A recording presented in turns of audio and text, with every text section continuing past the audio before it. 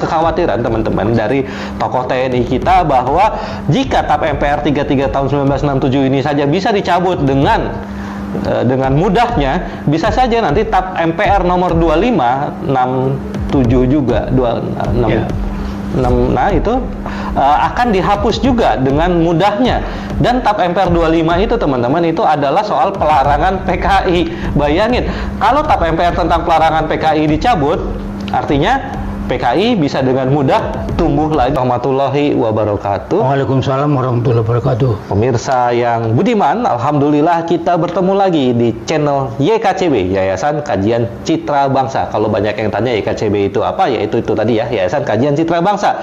Dan ini masih kita akan membahas soal TAP MPRS 33 1967 yang baru saja kemarin dicabut dalam tanda kutip. Dicabut dalam tanda kutip apa maksudnya? Ya, karena tanda kutip dicabut ya, oke lah, ternyata Bapak bilangnya dicabut. Nah sekarang saya sedang bersama narasumber kita, alhamdulillah kedatangan ini sangat mulia, yaitu Pak Maijen TNI Purnawirawan Syamsuddin, benar Pak ya? Selamat siang para pemirsa. Ini bisa siang, bisa malam, bisa pagi Pak, tapi nggak apa-apa, kita pikir ini siang. Pak Syamsuddin adalah seorang saksi sejarah. Jadi dari mudanya memang sudah menjadi tentara dan mengalami pemberontakan, mengalami era di mana terjadi pengkhianatan G30S PKI. Pak Syamsuddin juga pernah menjadi ketua Komnas HAM Pak ya? Bukan ketua, anggota Komnas HAM, dan juga sebelumnya aktif di beberapa posisi perwira tinggi di TNI. Jadi sangat memahami apa yang terjadi di masa lalu. Pak Syamsuddin, baru saja kemarin kan kita lihat ramai diberitakan, contohnya ada berita di Detik News ya, TAP MPRS 33 1967 dicabut, MPR siap kawal pemulihan nama baik Soekarno. Nah, ini jujur saja dalam 1-2 hari ini menimbulkan banyak reaksi di kalangan purnawirawan maupun keluarga pahlawan revolusi dan tentu saja pengamat sejarah. Karena apa? Karena ada apa-apanya, ditakutkan bisa terjadi hal-hal yang tidak kita inginkan. Nah, sekarang kita langsung bicara, kita akan ngobrol dengan Pak Syamsuddin tentang TAP MPRS 33 1967 yang baru saja dicabut oleh MPR tanpa melalui sidang sebenarnya ya, hanya dikatakan dicabut. Bagaimana Pak pendapat Anda tentang TAP MPRS 33 1967 yang baru dicabut itu? Baik, saya juga kaget Mas. Ya, berita ini pertama saya baca kemarin dulu malam di running text, singkat sekali.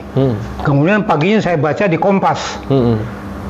Jadi TAP itu dicabut karena menganggap TAP itu dibuat karena menuduh Bung Karno sebagai pengkhianat. Itu bunyinya di Kompas kemarin. Oke. Nah, oleh Ketua MPR yang sekarang, ya ini dicabut karena Bung Karno itu disuruh pengkhianat. Kalau kita lihat TAP ini Mas, ya tidak ada tersurat ataupun tersirat Bung Karno itu pernah berkhianat, tidak ada. Yang ada adalah MPR waktu itu minta pertanggungjawaban dia atas terjadinya G30S PKI.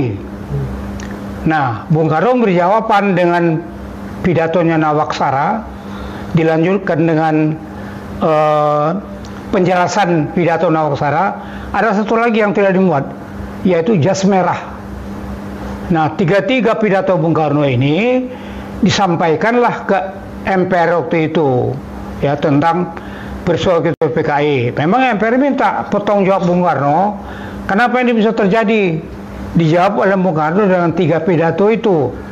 Tapi pidato itu dianggap oleh MPR belum menjawab persoalan, ya, belum menjawab persoalan, sehingga dikurang ketetapan itu, ya, MPR 33 dicabut, ya. 1967. Dia tidak boleh mengadakan kegiatan politik sampai pemilu yang akan datang setelah mulai ditahan, ya. Ada satu lagi sebenarnya dalam TAP itu pasal 6 itu ada amanat MPR kepada Pak Harto, ya, untuk penegakan hukum.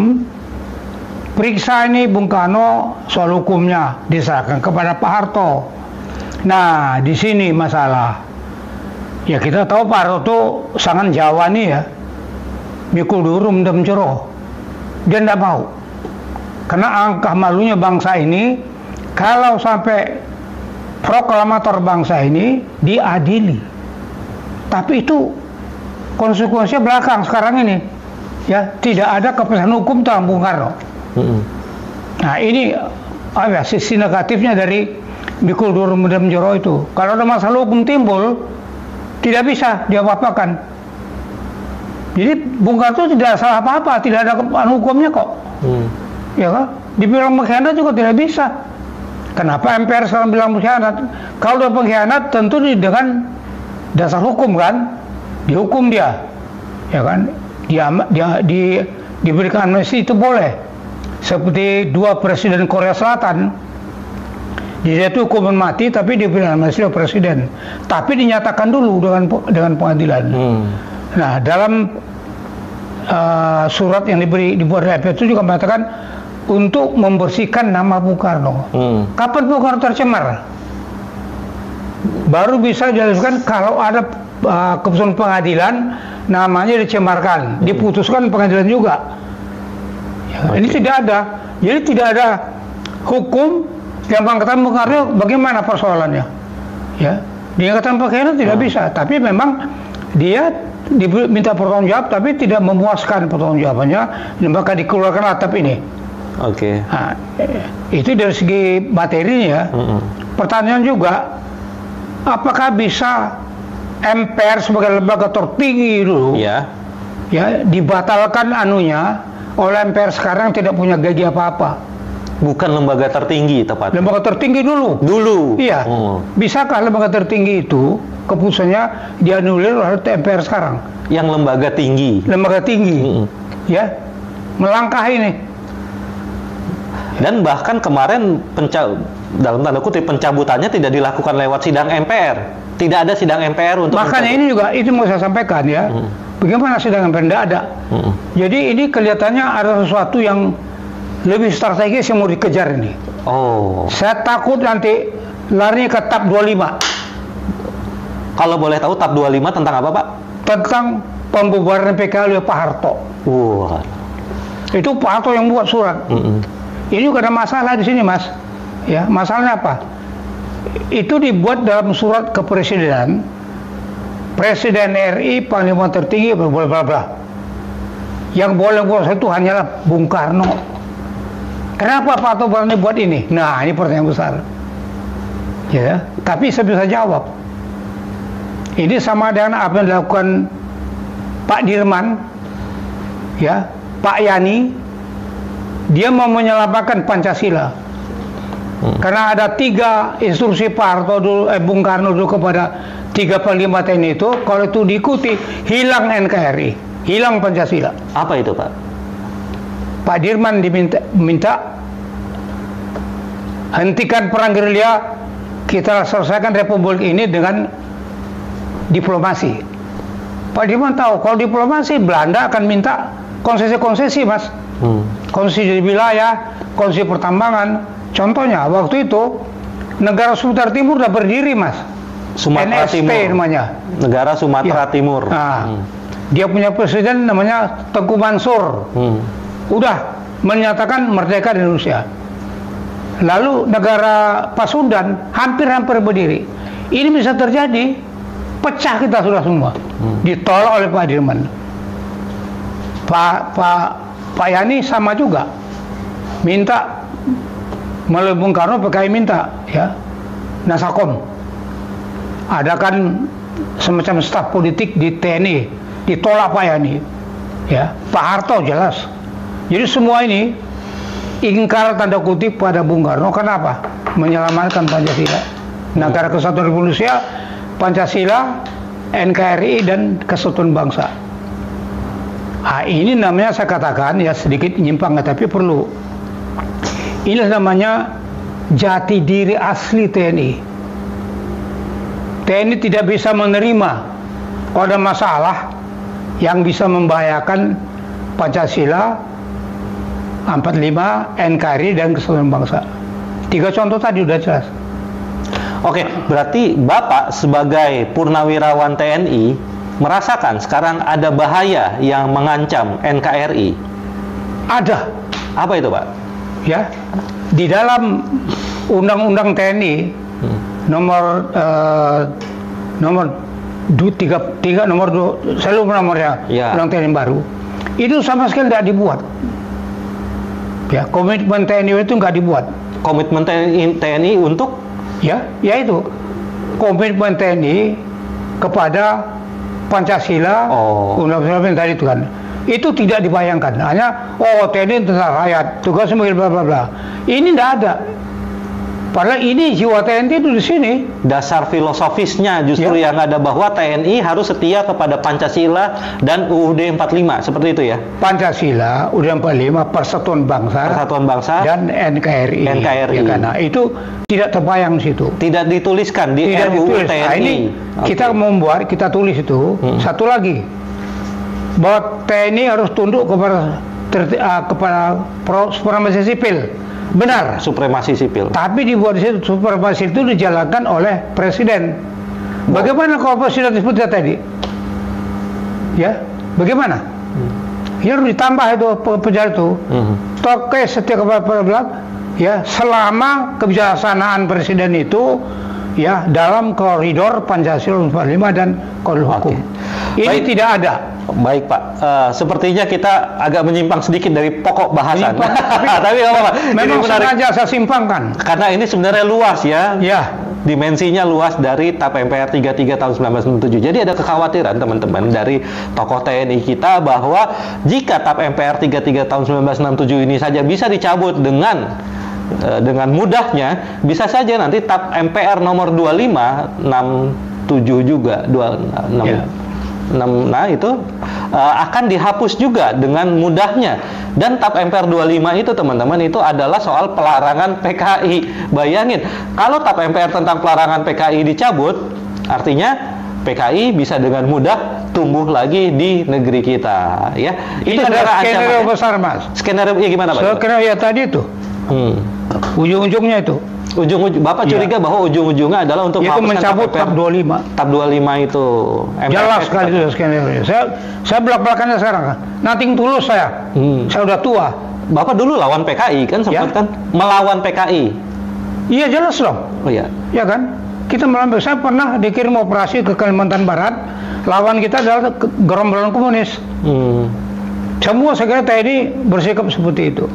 Nah, yang saya ulang sedikit tadi Mas ya. Ya silakan Pak. Yaitu komitmen TNI tadi kepada Pancasila bla bla itu namanya adalah nilai intrinsik. Intrinsik TNI. Yaitu nilai yang dibawa sejak lahir. TNI ya itu nilai dibawa. Sebagai nilai intrinsik itu tidak akan pernah hilang Mas. Seperti hukum Mendel. Iya. Ya kan? Dia bawa mangkai begitu itu seperti itu. Jadi jangan pernah tinggalkan di intrinsik ini. Sekarang ini mungkin tidak sadar Pak. Ya bukan tapi bisa kita ungkap kembali nih. Karena kalau kita berdialog dengan kawan-kawan yang lebih muda itu kelihatannya kurang paham gitu. Tapi Pak ya teman-teman ini juga kita mungkin mau akan sedikit agak kritis tentang tadi dikatakan tuduhan Soekarno berkhianat dan sumber dari Pak Samsudin adalah Kompas. Berita di Kompas mungkin seperti ini. TAP MPR 33 tahun 1967 resmi dicabut, tuduhan Soekarno berkhianat dan dukung PKI tak terbukti. Saya coba baca beritanya dan tidak menemukan kalimat langsung yang dikutip oleh Kompas, kalimat langsung dari Pak Bamsud, Ketua MPR yang mengatakan Soekarno dituduh berkhianat. Nah, jadi jangan-jangan nih teman-teman, justru media yang membuat kalimat itu, kata-kata itu bahwa Soekarno dituduh berkhianat, padahal sebenarnya enggak. Dan ini memanaskan keadaan, ya.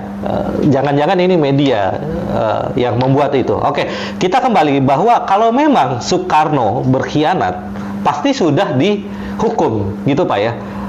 Harusnya.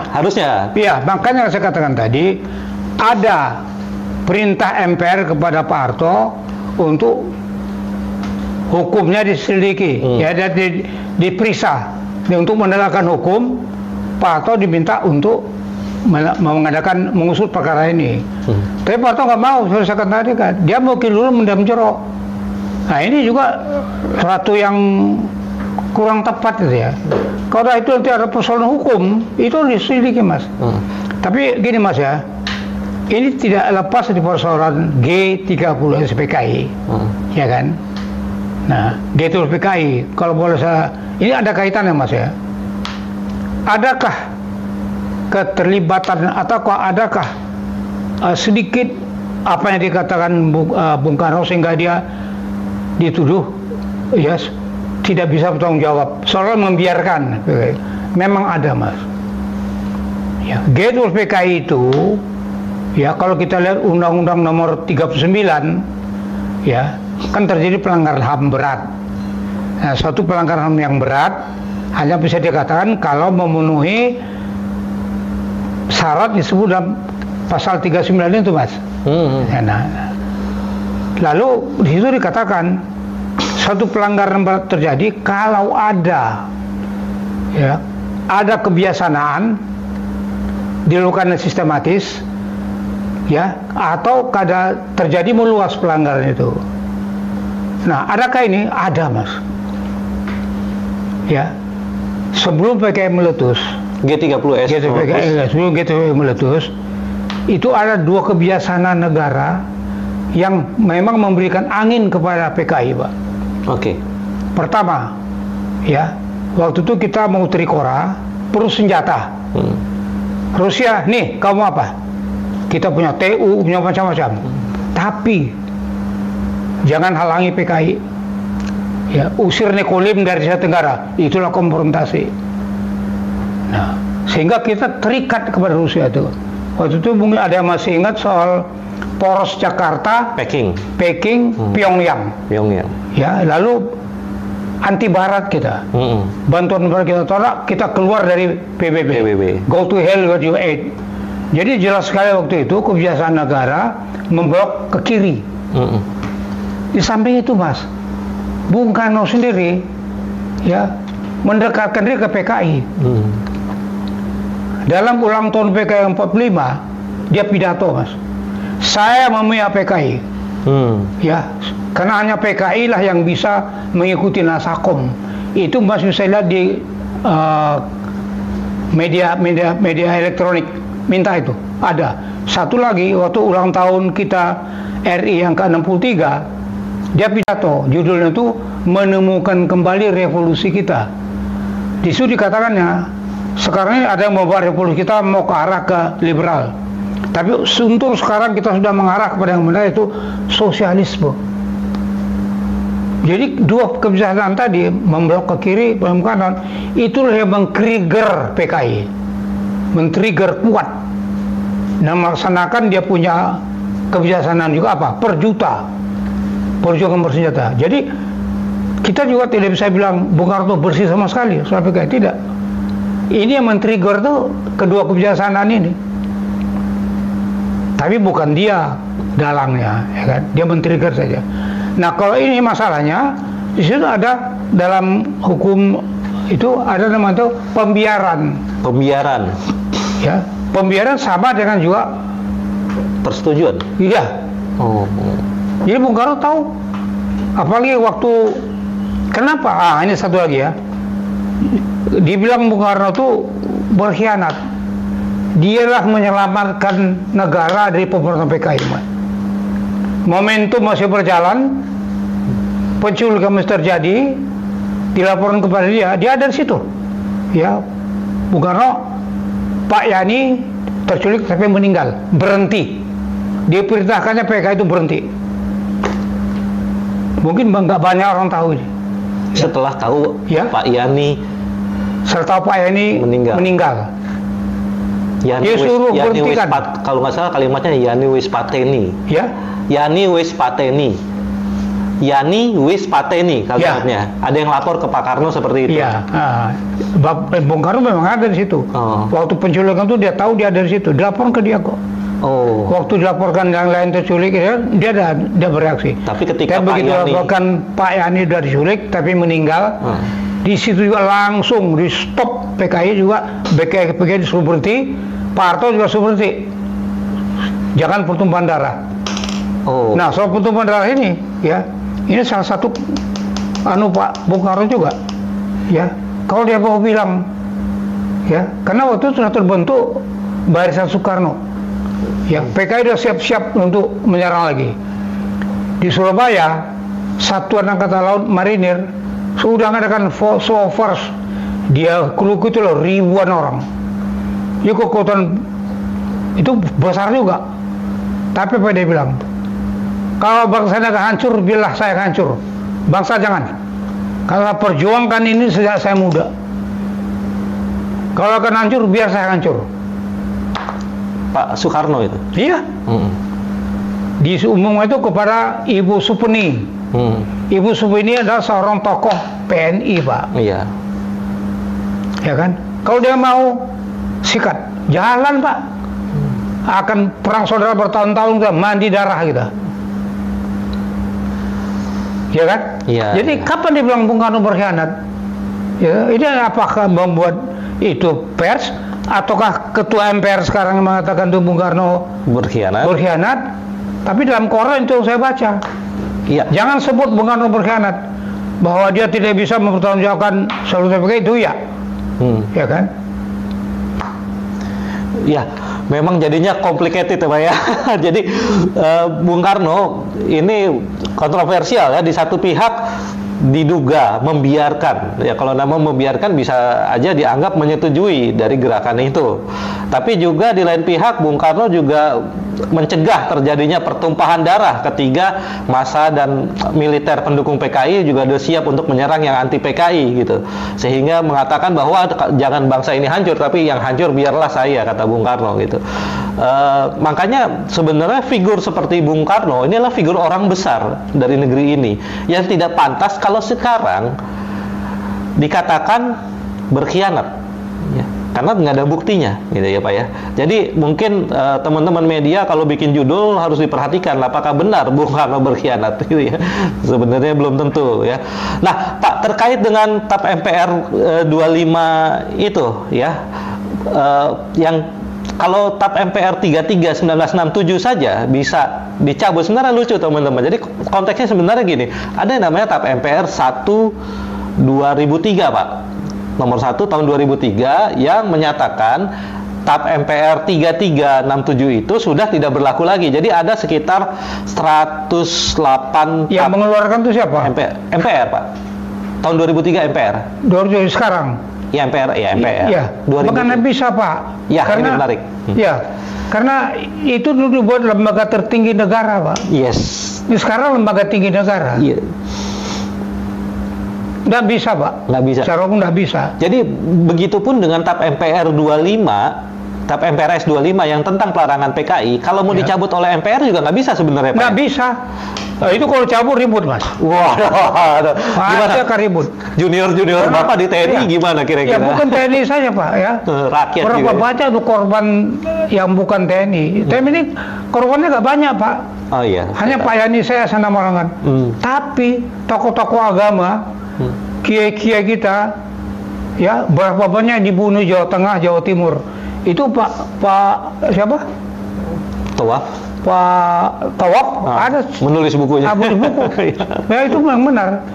Dan Komnas HAM pernah menyelidiki Jawa Timur Jawa Tengah kuburan-kuburan itu. Dan memang ada. Ada. Dan banyak sekali. Jadi tidak bisa Mas. Jangan coba-coba usik itu. TAP MPR 25. 25. Ya. Karena itu akan menjadi problem lebih besar. Lebih sekarang ini kita berrekonsiliasi. To forget and to forgive. Nah, ini kalau boleh sambung sedikit, ini jadi menjadi heran juga dengan TAP nomor 17 tahun 2024. Bukan TAP, Kepres. Kepres. Ya. Dan Kepres itu apa yang 2002. Terjadi Mas? Ya, apa yang terjadi? Yang dinyatakan korban itu adalah PKI. Gila nggak? Padahal diberi surat sebagai korban, diberi santunan. 12 menteri mengurus itu Pak, 2 Menko, ada 3 lagi, Jaksa Agung, Panglima TNI dan Kapolri. Urus ini. Ini mau seperti mau perang aja nih Pak. Di situ dikeluarkan surat keputusan bahwa PK itu sebagai korban. Gila ini Mas, gila ini sudah. Ya. Karena Bapak tahu PKI bukan korban. Yang bunuh jenderal di Panglima dia itu siapa? Iya, siap. Yang bunuh-bunuh orang-orang tokoh agama, orang-orang nasionalis Jawa Timur, Jawa Tengah, siapa? Dan itu sudah berdasarkan, udah ada pengadilannya. Iya. Dan orang-orang PKI itu sudah dihukum berdasarkan keputusan Mahkamah Militer, Mahmilub maupun pengadilan militer ya. Ada satu lagi Mas, saya lupa tadi ya. Mas kan tadi tanya, apakah ada peran saya? Oke. Peran tidak penting, tidak sangat penting Mas. Itu bulan Maret tahun 66 ya. Saya sedang mengikuti latihan komando di Batu Jajar. Batu Jajar, Bandung, Ya, komando Baret Merah, RPKD ya. Ya, ya. Baru kira-kira sebulan atau kurang sebulan latihan, satu malam bunyi trompet bahaya. Waduh. Ya. Pelatih bilang ini bukan latihan, pakaian lengkap, bawa peluru dua garis, bawa rekolver semua kita bawa. Ya. Di jalan mungkin kita akan menghadapi hadangan-hadangan. Jadi bukan lagi latihan, Mas. Kita berangkat si jantung pagi-pagi, ya, sampai si jantung kita di-briefing oleh Pak Sarwaedi. Para siswa pelajar dari komando terpaksa kita bawa kemari, walaupun belum selesai latihan, belum baret merah, belum baret merah ya. Namanya kita masih pakai topi bagong namanya. Oh, iya. Ya kan? Kenapa? Ada perintah kepada 3 angkatan yang lain itu untuk mengatasi angkatan darat. Serem sekali itu. 3 angkatan maksudnya udara, laut, dan polisi. Ya. Polisi ya. Saat itu masih bergabung, masih ABRI. Ini cerita ini saya dengar lagi tahun 67 waktu saya mengikuti pendidikan di pusat infanteri dari guru sejarah. Jadi ada 2 sumber yang mungkin tidak bohong ya. Apa yang terjadi waktu itu, Mas? Itu si jantung ya. Apa yang terjadi? Di situ waktu kita sampai sudah ada pasukan tank itu, Mbak. Kira-kira ada 20 tank dan panser dalam komplek di bawah kebun karet namanya. Ya. Lalu perbekalan kita ada yang kuti keluar. Kalau kita terpaksa keluar dari jantung, kita akan bergerilya di sana di gunung-gunung. Ya, lalu udah siapkan anti pesawat terbang di sekeliling jantung gitu. Oh, suasananya udah seperti mau perang, Pak ya? Memang sudah mau perang. Ada perintah begitu. Itu untunglah dari 3 angkatan itu ya dengan bijaksana minta pertimbangan Pak Nasution. Jam 2 malam di rumah Pak Nasution. Bla bla bla bla bla. Pak Nasution bilang kita bisa terhindar dari perang saudara kalau PKI dibubarkan. Pak Nasution bilang kita akan terhindar dari perang saudara kalau PKI dibubarkan. Ya. Nah, dengan itu cair. Suasana tegang, Mas. Di jalan-jalan ya kita jalan gitu ya, ada 3 barisan, 3 banjar itu darat, laut, polisi. Hidup Bung Karno, hidup Bung Karno. Jadi sudah panas di jalan-jalan. Iya, 3 angkatan itu ada barisan jalan. Barisan dari 3 angkatan itu. Iya. Oke. Jadi itu udah panas.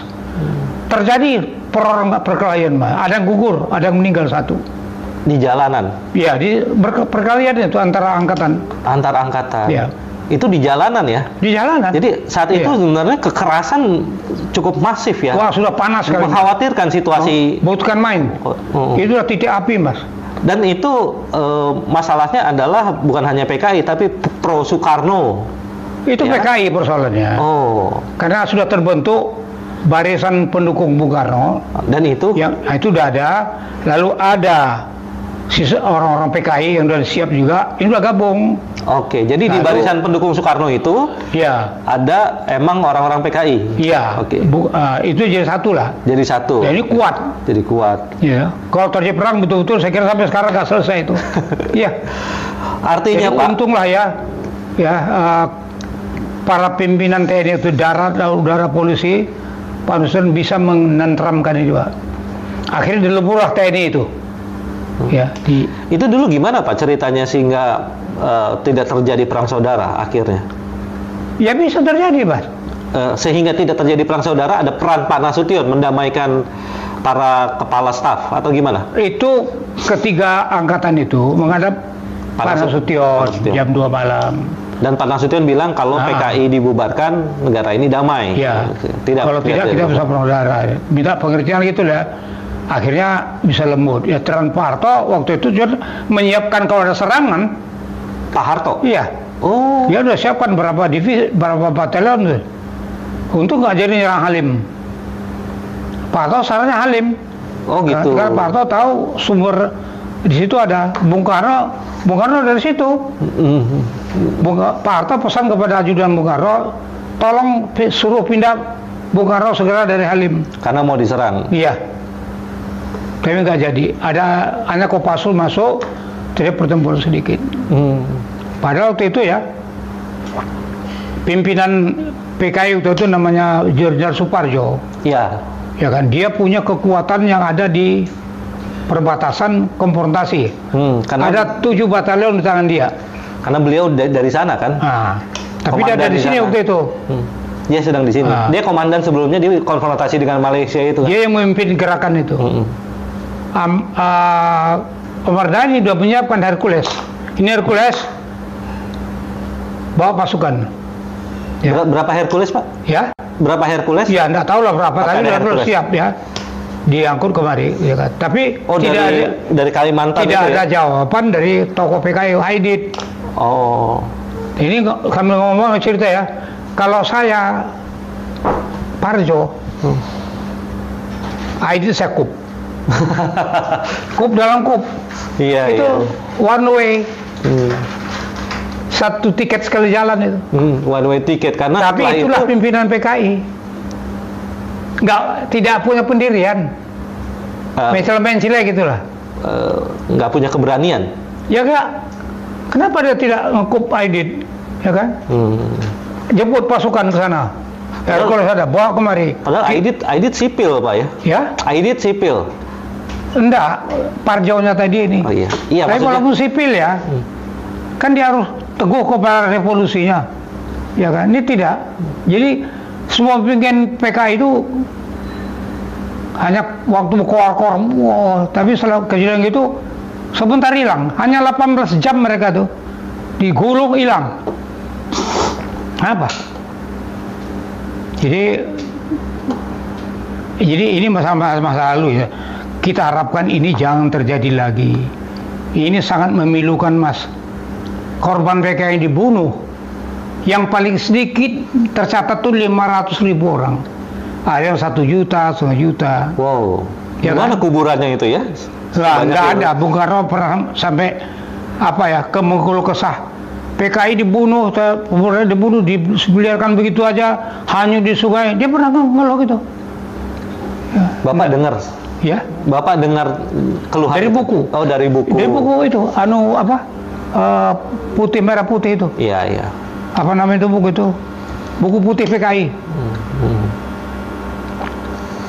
Okay. Jadi kalau beliau simpulkan ya, Bung Karno itu tidak pernah berkhianat. Jadi sangat salah kalau dia dinyatakan artinya mencabut MPR ini 33/1967 karena alasannya karena Bung Karno dituduh berkhianat. Bung Karno tidak pernah berkhianat. Bahwa dia tidak bisa mempertanggungjawabkan dia punya kebijakan itu, ya itu lain. Jadi tidak pernah berkhianat.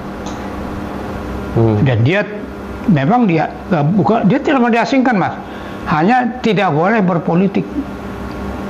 Sebenarnya kan di Jakarta, di Wisma Yaso ya? Ya. Di Wisma Yaso. Ya. Itu kenapa ya? Apakah itu diasingkan? Memang dia tidak boleh keluar. Kenapa? Beranikah waktu itu Pak Harto membiarkan Bung Karno bebas berbinato berapi-api yang membagikan semangat? Ini konsekuensi politik dari Bung Karno. Pak Harto nggak mau mengambil sikap. Karena takut itu tadi terjadi perang dia kan saudara. Seorang orator. Seorang orator yang hebat. Sangat mudah membagikan jiwa orang. Padahal PKI sudah siap. Jadi itu saya kira ya, apakah itu diasingkan, tapi tidak ada keputusan pengasingan juga. Artinya dibatasi kegiatannya. Tidak boleh berpolitik, tidak boleh sama pemilihan umum. Ya Anda di sini aja diam. Ya itu konsekuensi politik lah. Ya kan, Pak Harto terpaksa ngambil itu. Diperebut bangsa ini. Daripada ribut bangsa ini. Sedikit saya tambahkan tadi soal komitmen TNI itu.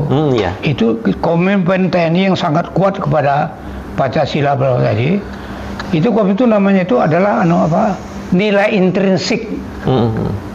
Nilai intrinsik TNI ya kepada fondasi bangsa tadi. Ya saya katakan ini, dan situ dibawa sejak lahir. Itu yang mendorong pimpinan TNI empat lah, tiga, satu lagi ada lupa disebut, Pak Hendri Hartono. Waktu Pak Gus Dur membubarkan PKI, ya, dia minta Panglima TNI mendukung, ya, sama Kepala Staf. Reaksi pertama dari Pak Hendri Hartono, Kepala Staf Angkatan Darat, inkonstitusional, tidak didukung. Jadi empat. Oke. Ya, jadi komentar ini kepada fondasi negara itu nggak bisa ditawar-tawar, Mas. Ya, nggak bisa ditawar-tawar itu. Tapi tentunya untuk perjuangan ini berjuanglah secara konstitusional. Jangan senjata, nggak bisa. Nah sekarang apakah ini masalah politik? Ini bukan masalah politik. TNI tidak boleh berpolitik, Pak, politik praktis. Tapi ini bukan masalah politik, yang berdasar negara ini. Ya kan? Siapa aja boleh. Ya. Oke. Nah inilah sebagai analisis. Ya. Jadi kembali lagi, kekhawatirannya sekali lagi adalah jika TAP MPRS 33/1967 bisa dicabut dengan begitu mudahnya, maka bukan tidak mungkin TAP MPRS 25 juga yang tentang pelarangan Partai Komunis Indonesia juga bisa dicabut dengan mudahnya. Hal lagi teman-teman, yaitu TAP MPRS nomor 1 tahun 2003 yang menjadi dasar bagi pencabutan kedua kalinya dari TAP MPRS 33/1967 itu juga problematik karena TAP MPRS 2003 itu dibuat oleh MPR setelah amandemen keempat UUD 45 atau biasa beberapa kalangan menyebutnya sebagai UUD 2002. Ya, UUD NRI, Negara Republik Indonesia 2002. Dan di dalam UUD 2002 itu MPR bukan lagi lembaga tertinggi negara, tapi lembaga tinggi. Dia setara dengan DPR, dengan Presiden dan sebagainya. Nah, ketika dia menjadi lembaga tinggi negara, bisakah sebuah lembaga tinggi negara menganulir, mencabut TAP MPR tertinggi S dan MPR, lembaga tertinggi negara sebelumnya? Menurut Bapak nggak bisa? Saya kira nggak bisa. Nggak bisa. Artinya sebenarnya ketika TAP MPRS 1 2003 dianggap inkonstitusional, tidak sah, maka pencabutan yang dilakukan oleh MPR kemarin oleh Pak Bamsud itu juga bisa disebut tidak sah, Pak? Iya. Oke. Gitu. Saya kira dia siapa Bambang Susatyo. kan? Susatyo, Pak. Susatyo. Iya, Pak Bambang lah gitu ya. Iya, Pak Bambang. Dia tuh seorang ketua MPR loh. Ya, ada begini kok. Bisa seorang ketua MPR membuat begini. Apa dia minta pertimbangan dulu kemana-mana? Mencabut TAP MPR itu gak gampang, Mas. Ya, bukan kayak mencabut rumput kering, enggak, ya kan? Ya, udah keterlaluan itu. Keterlaluan sudah, ya. Keterlaluan sangat tidak mungkin seorang ketua MPR berbuat itu. Apa yang terjadi kalau gitu? Bisa juga dicabut surat presiden, ya, nomor 1 bulan 3 tahun 66 yang dibuat Pak Harto, pembubaran PKI, itu surat presiden. Kepres. Ya? Kepres, keputusan presiden. Bukan Kepres, surat presiden. Istilahnya dulu bukan surat Kepres. presiden. Bukan. Surat presiden. Ya, itu kan surat dibuat presiden. Ya bukan Kepres, Mas. Nanti ada bisa dilihat.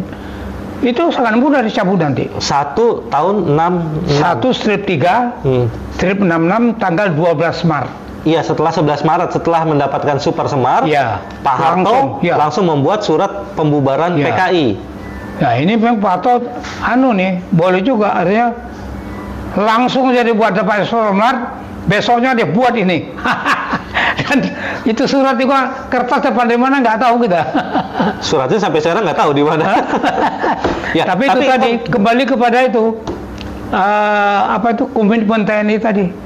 Kalau tidak saya gini kan kita perang besar. Betul. Resiko. Pak Harto tahu membubarkan presiden itu membubarkan PKI bukan kewenangan dia. Sudah PKI dibubarkannya, kabinet diuper-aperiknya lagi. Orang PKI dikeluarkannya itu kan kewenangan Bung Karno. Ya kan? Tapi kenapa Pak Harto berani? Ya tadi itu Mas. Komitmen TNI yang kuat kepada bla bla tadi. Nilai intrinsik. Itulah jawabannya, saya nggak ada yang lain. Pak, ini sedikit menyimpang, tapi ini menurut saya relevan ya. Kalau kita melihat dari mempelajari tadi bagaimana sikap Pak Harto, sikap Pak Sarwo Edi, juga termasuk sikap Pak Soekarno, bagaimana dengan kukuhnya mencoba menjaga UUD 45, Pancasila dan NKRI, ya dari ancaman-ancaman let's say saat itu adalah komunis, dan bukan tidak mungkin sekarang juga sebenarnya ancaman kepada NKRI, UUD 45 dan Pancasila itu sangat beragam, tidak hanya komunis, juga banyak dan tentu saja membahayakan. Nah, Bapak melihat nggak peran TNI di hari-hari ini, Bapak? Menurut saya relevan karena Bapak adalah tokoh TNI, senior di TNI. Peran TNI sekarang untuk menjaga NKRI dari ancaman-ancaman asing, terutama ideologi-ideologi yang mengancam. Yang aktif sekarang ini masalah ini adalah purnawirawan, Pak. Aktif untuk menjaga NKRI ini, ya. Sekarang apa yang dilakukan, termasuk dalam menjaga NKRI, yaitu kita minta kembali ke Undang-Undang Dasar 45. Karena Undang-Undang Dasar 2002 itu sangat menyimpang, Mas. Undang Dasar 2002 itu bukan derivat Pancasila dan Pemungkusan 45, bukan keturunannya. Dia keturunan siapa, Pak? Anak haram kali. Keturunan asing ya. Ya, coba, ya kan tidak ada. Kenapa? Bung Karno udah bilang silakan amandemen, silakan, tapi jiwanya akan hilang. Jiwa itu ada pada pembukaan alinea keempat Pemungkusan 45 sama sila keempat 45. Itu dia punya jiwa Undang-Undang 45, Pak. Itu hilang. Itu semua hilang di dalam UUD 2002. Hilang 2002, Pak. Jadi udah menyimpang, udah jauh. Dia bukan derivat, bahkan UUD 2002 itu menggantikan Undang-Undang 45. Dan dia menyimpang dari konsensus nasional 6669, yaitu itu tadi penyimpang, Pak, dengan tetap mempertahankan Pancasila. Itu Pak Harto yang Pak. Konsensus 6669 itu Pak Harto yang mimpin, ya. Dalam konsensus itu dinyatakan ya bahwa Pancasila itu tidak boleh diganggu-gugat. Jadi ini yang sudah terganggu dalam Undang-Undang 2 ini ada dua pasal. MPR hilang sebagai lembaga tertinggi. Kalau MPR hilang, di mana kedaulatan rakyat? Karena MPR di dalam UUD 45 18 Agustus adalah penjelmaan ya, Pak ya. Ya. MPR adalah penjelmaan rakyat. Ya itu. Disitulah tempatnya kedaulatan rakyat. Sekarang kedaulatan rakyat di mana? Di partai atau koalisi partai, di tangan presiden. Sudah menyimpang jauh. Jadi ini yang sedang diperjuangkan oleh Purnawirawan, Pak Tri juga ada di dalamnya. Kita mau menggugat ini. Ini sekarang nanti kita ada bicarakan soal itu juga. Oke. Ya. Di Foko, Pak ya? Ya, Foko, semua purnawirawan TNI di darat, laut, udara ada. Di Foko. Ya, di Foko itu ada. Tapi tiap-tiap purnawirawan kelompok itu ada membicarakan itu juga. Jadi yang sekarang saya khawatir nanti, ya ini dikira oleh junior saya politik. Ini bukan politik, ini dasar negara, Mas. Saya khawatir mereka berpikir ini politik. Banyak nggak berani ngomong. Yang masih aktif, ya TNI yang masih aktif. Karena takut nanti berpolitik. Ini bukan politik praktis. Nah ini yang kita berkali-kali datangi Panglima TNI juga pernah kita sampaikan ini. Bukan Panglima TNI yang sekarang ya? Yang sekarang. Oh, yang sekarang? Ya, sekarang. Kemarin baru ketua Koko datang ke dia. Oh, Pak Badar. Iya. Oh, Pak Bambang. Oke, siap. Ada lagi, silakan. Ya, jadi Pak, jujur saja Pak Syamsuddin sebagai seorang senior, warga negara senior dan juga seorang pejuang, seorang tokoh TNI, melihat semua perubahan, terutama UUD 2002 ini ya, dan efeknya kan kita lihat bagaimana sekarang UU TAP MPRS 1967 bisa dicabut dengan mudahnya begitu saja ya, dan ternyata juga bahwa TAP MPRS 1 2003 yang menjadi dasar TAP MPRS, pencabutan TAP MPRS 33 1967 juga bisa dibilang tidak sah karena MPR yang mengeluarkan sudah bukan lagi lembaga tertinggi negara. Bapak melihat semua kekacauan ini sekarang, gelisah nggak Pak dengan masa depan bangsa kita? Bapak nih di usia Bapak sekarang, Bapak cukup gelisah nggak dengan masa depan bangsa? Begini ya, pasti akan gelisah masyarakat ini kalau dasar-dasar negara tadi itu diganggu. Ya. Sekarang masa Hanum ya, adakah jaminan ya bangsa yang plural ini, macam-macam suku ya, ini sangat mudah dipecah belah. Ya. Kalau kita tidak berpegang kepada Pancasila itu, Mas. Ya. Adakah jaminan kerusuhan Ambon tidak terulang lagi? Adakah jaminan Dayak tidak terulang lagi? Sekarang siapa? Coba aja lihat. Persoalan Kalimantan umpamanya. Persoalan Kalimantan, persoalan Maluku, ini baru sebatas penyelesaian konflik, belum keluar dari konflik. Kenapa masih? Bisakah orang Dayak sekarang menerima orang Madura kembali? Jadi api dalam sekam itu tetap ada ya? Ada, Pak. Nah, ini yang perlu kita jaga ya.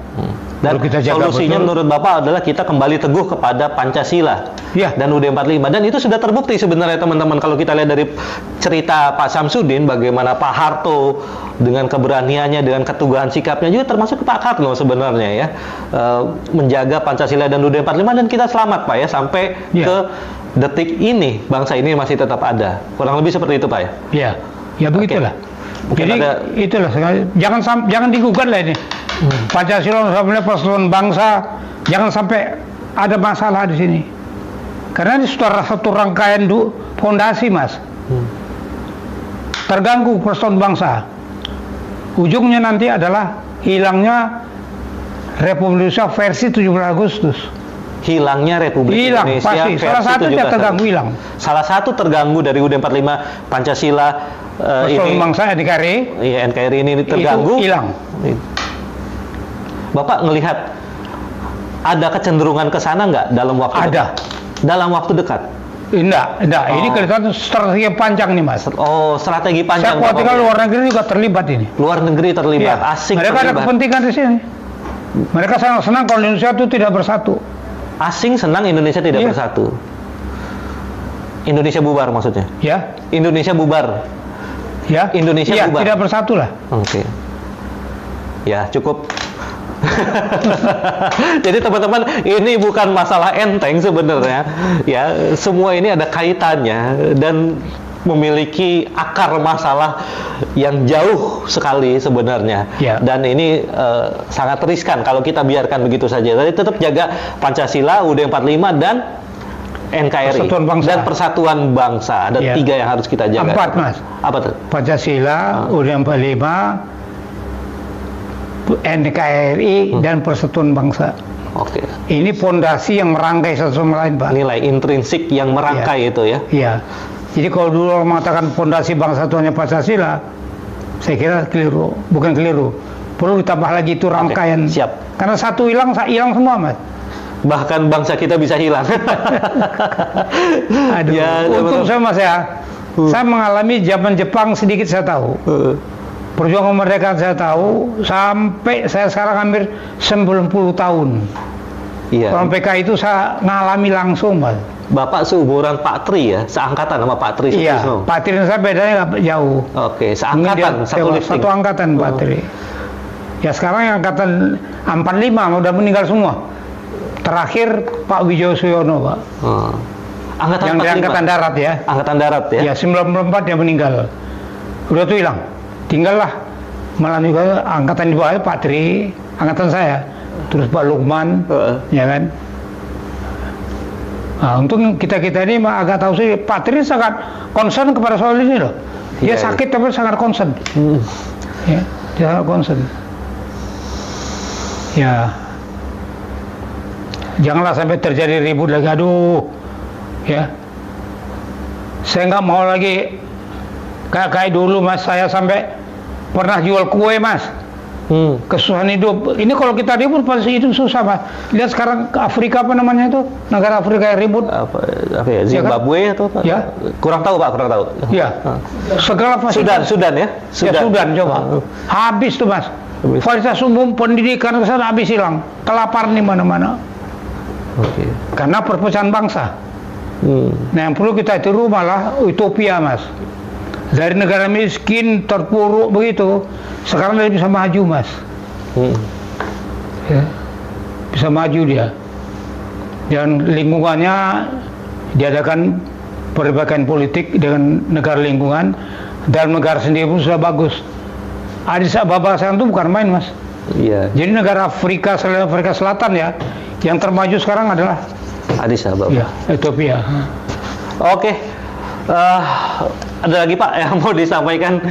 Ada lagi yang mau disampaikan? Saya kira begini, ya yang terakhir dari saya, pertama soal ini ya, jangan ada orang beranggapan Bung Karno itu pengkhianat.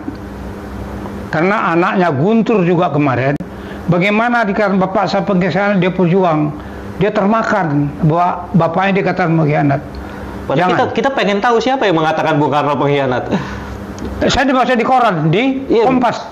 Itu kan writing ya. Ya, tentu saja ucapan lisan. Ada nggak yang pernah? Itu disambut oleh keluarganya. Ya itu dia. Nah, itu siapa yang katakan pengkhianat? Kalau tidak ada Bung Karno, PKI itu akan menang Pak. Iya. Gitu. Dia yang memberhentikan pemerintahan PKI itu. Sedang jalan. Momentum sedang jalan Pak. Siap. Baik, Bapak Samsudin, terima kasih banyak atas waktunya. Ini sepertinya menjelaskan semua dan speechless ya teman-teman mendengarkan pemaparan